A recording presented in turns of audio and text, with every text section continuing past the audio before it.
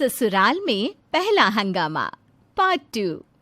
बहू, अभी तो तूने झाड़ू पोछा लगाया और ऊपर से कपड़े धोकर आई है और अब इतने सारे बर्तन धो रही है। सपना और बिपाशा कहाँ है? वो क्यों तेरे घर के कामों में मदद नहीं करवाते? बुआ जी, आज बिपाशा का पेपर है ना, इसलिए वो कॉलेज जल्दी चली गई और माँ जी को भी कीर्तन में जाना था, इसलिए वो भी घर में नहीं है। बहू, मैं कुछ कहना तो नहीं चाहती, पर तेरी हालत देखकर दिल कर रहा है कि तुझे सच बता दूं।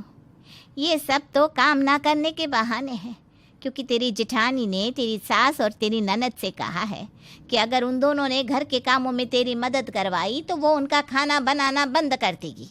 इतना बोलकर निर्मला वहाँ से चली जाती है और दिशा के पास जाकर दिशा से कहती है, अरे बहू, तो खाना बनाने जा रही है, पर तेरी सास तो कह रही थी कि आज खाना बाहर से आएगा। क्या माँ जी खाना बाहर से ऑर्डर करने वाली है? पर माँ जी ने तो मुझे बताया ही नहीं। माफ करना बहू, सपना मुझे बताकर गई थी पर मैं भूल गई। अब क्या था, निर्मला के कहने पर दिशा खाना नहीं बनाती और जब घर में खाना नहीं बनता तो रेखा को गलतफहमी हो जाती है कि जानबूझकर उसकी जेठानी ने घर में खाना नहीं बनाया।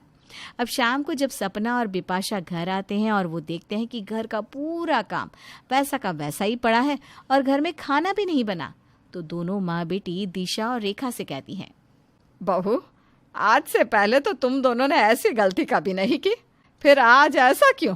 सुबह से शाम हो गई पर पूरा घर बिखरा हुआ है। और दिशा, तूने अब तक खाना नहीं बनाया? तू जानती है ना तेरी बुआ को 7 बजे दवाई खानी है। जेठानी जी काम क्यों करेंगी?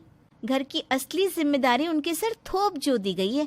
जेठानी जी तो परेशान हो गई है गर्मी में खाना बना बना कर, और इन्हें तो इतनी बड़ी गलतफहमी है कि मेरी मदद आप दोनों करवाती हो घर के कामों में, इसलिए मैंने आज घर का काम भी छोड़ दिया ताकि जेठानी जी को भी पता चल सके कि घर में सिर्फ 2 काम नहीं होते। क्या बकवास कर रही हो तुम? मैंने तुम्हारे काम को लेकर कभी उंगली नहीं उठाई, और आज मैंने खाना इसलिए नहीं बनाया क्योंकि माँ जी ने कहा था कि खाना बाहर से आएगा, और अब माँ जी खुद ही मना कर रही हैं। अरे बहू, मैंने कब बोला कि खाना बाहर से आएगा? मैं तो कीर्तन में गई थी। ये सब घर में क्या हो रहा है? होना क्या है, जेठानी जी का असली रूप नजर आ रहा है माँ जी। असली रूप मेरा नहीं, तुम्हारा नजर आ रहा है रेखा। आलसी हो गई हो तुम। आखिर हमेशा तुम्हारे घर के कामों में माँ जी का हाथ जो होता है। आज माँ जी नहीं थी तो तुमने घर का एक काम नहीं किया। सपना, जिसके घर में आज तक कभी बहस तक नहीं हुई, आज उसके घर में निर्मला की वजह से हंगामा हो जाता है। ये देखकर निर्मला को तो बहुत अच्छा लगता है, उसके दिल को शांति मिलती है। हो गया जो मैं चाहती थी। कितने दिनों बाद इतना बड़ा हंगामा किसी के घर में देखने को मिल रहा है। सपना भाभी को बड़ा घमंड था ना अपनी बहुओं पर, बड़ा इतराती थी ना कि उनके घर में कभी कोई लड़ाई नहीं होती। अब संभालो भाभी, कैसे संभालोगे अपने घर की लड़ाई को? सपना के घर में लड़ाई देखकर निर्मला को बहुत मजा आता है और वो छुप छुप कर हंसती है, और सपना के घर की छोटी सी लड़ाई इतनी बड़ी हो जाती है कि आसपास के लोग भी हैरान हो जाते हैं, और निर्मला की एक पड़ोसन उनके घर की लड़ाई छुड़वाने के लिए बीच में पड़ती है। सपना बहन, ये सब क्या हो रहा है? तुम्हारे घर में पहली बार लड़ाई हो रही है और ऐसा हंगामा हो रहा है कि पूरे मोहल्ले को पता चल चुका है। पता चलता है तो चल जाने दो सबको पता, आखिर मोहल्ले वालों को भी तो पता चली कि मेरी सास, ननद और जेठानी कितने चालाक हैं। बस करो भाभी, क्या चालाकी दिखाई माने और मैंने? आप दोनों देवरानी जेठानी के बीच में पता नहीं क्या बात हो गई, और आप दोनों बिना मतलब मुझे और माँ को घसीट रही हो। ये सब कुछ माँ जी की वजह से हो रहा है। अच्छा होता कि मैं माँ जी के भरोसे नहीं बैठती और हमेशा की तरह गर्मी में सड़कर तुम सबके लिए अच्छे अच्छे पकवान बनाकर रख देती, तब जाकर तुम्हारे दिल को शांति मिलती। आज एक दिन मैंने खाना नहीं बनाया तो उसका बिल मुझ पर फाड़ा जा रहा है। अरे बस करो बहू, तुम दोनों ने बहुत बोल लिया। मुझे तो ये समझ में नहीं आ रहा कि आखिर ये सब हो क्या रहा है। तुम्हारी वजह से मेरी इज्जत मिट्टी में मिल गई। मोहल्ले के लोग घर में आ रहे हैं हमारी लड़ाई छुड़वाने के लिए। मैं सबको ये सलाह देती फिरती थी कि अपने घर की लड़ाई अपने घर में ही निपटाओ। आज वही लोग आकर मेरे घर की लड़ाई निपटा रहे हैं। भाभी, ये दोनों तो बहुएं हैं, आप तो शांत हो जाओ, आप तो समझदार हो। अरे कैसे शांत हो जाओ निर्मला, इन दोनों ने मेरी इज्जत मिट्टी में मिला दी। ये दोनों आपस में लड़ रहे हैं काम को लेकर। क्या दिशा बहू के साथ कभी भी बिपाशा ने घर के काम नहीं करवाए? खाना बनवाने में उसकी मदद नहीं करवाई? क्या रेखा बहू के साथ मैंने काम नहीं किया? एक दिन इन दोनों को अकेले काम करना पड़ा तो इन्होंने हंगामा मचा दिया। आखिर कैसे बोल रही है दिशा बहू कि मैंने उसे कहा था कि खाना ना बनाए? भाभी, मुझे और माँ को आप दोनों से ये उम्मीद नहीं थी। अगर कोई गलतफहमी हुई थी तो बात करनी चाहिए थी। तुम तो घर के मामलों में ना ही बोलो तो अच्छा होगा। इस घर की बेटी हो, बेटी बन के रहो। आज नहीं तो कल तुम्हें ससुराल जाना है। अगर ससुराल में भी इसी तरह की जुबान रखी ना तो तुम्हारा घर नहीं बस पाएगा। मेरी बेटी को सीख देने से पहले बहू अपने गिरेबान में झांक कि आज तूने क्या किया है। अब तुम दोनों मुझे ये बताओ, क्या दिशा बहू मैंने तुझे आज खाना बनाने से मना किया था? और अगर किया था तो मैंने तुझसे ऐसा कब बोला? और रेखा बहू, क्या मैंने कभी तेरे कामों में मदद नहीं करवाई?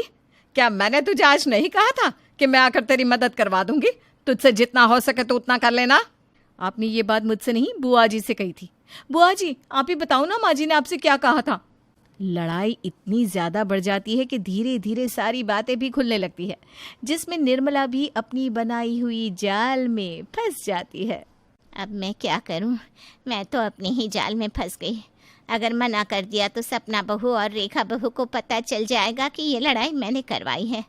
और अगर हाँ कर दूं तो मेरी भाभी और भतीजी को पता चल जाएगा कि इन सब के पीछे मेरा हाथ है। निर्मला, क्या बहू सच कह रही है? अगर बहू सच कह रही है तो तुमने ऐसा क्यों किया? अब सपना अपनी ननद से सवाल करती है, पर निर्मला के पास कोई जवाब नहीं था। उसकी चुप्पी देखकर सभी घरवाले समझ जाते हैं कि ये हंगामा करवाने के पीछे किसी और का नहीं बल्कि निर्मला का हाथ था।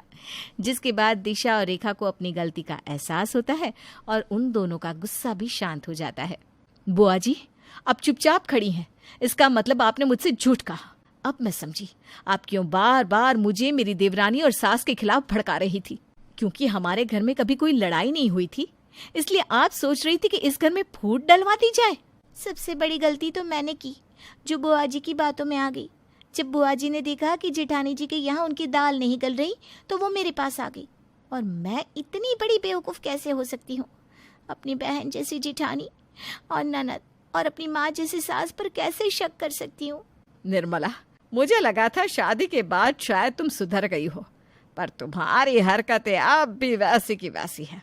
तुम आज भी दूसरों के घरों में आग लगाना ही जानती हो। मैं सच बोल रही हूँ भाभी, इन सब के पीछे मेरा हाथ नहीं है। मैं तो बस आपकी बहू को परख रही थी। मेरी बहू को परखने की कोई जरूरत नहीं है। और एक बात, ये मेरे घर का पहला और आखिरी हंगामा था। अब आपको कभी भी हमारे घर में इस तरह की लड़ाई देखने को नहीं मिल पाएगी। सपना सभी के सामने निर्मला की इंसल्ट कर देती है और उसे अपने घर से जाने के लिए कहती है, जिसके बाद निर्मला का भी मुंह बन जाता है और वो अपना सामान उठाकर मुंह बनाते हुए घर से निकल जाती है। निर्मला के जाने के बाद घर में एक बार फिर शांति का माहौल हो जाता है।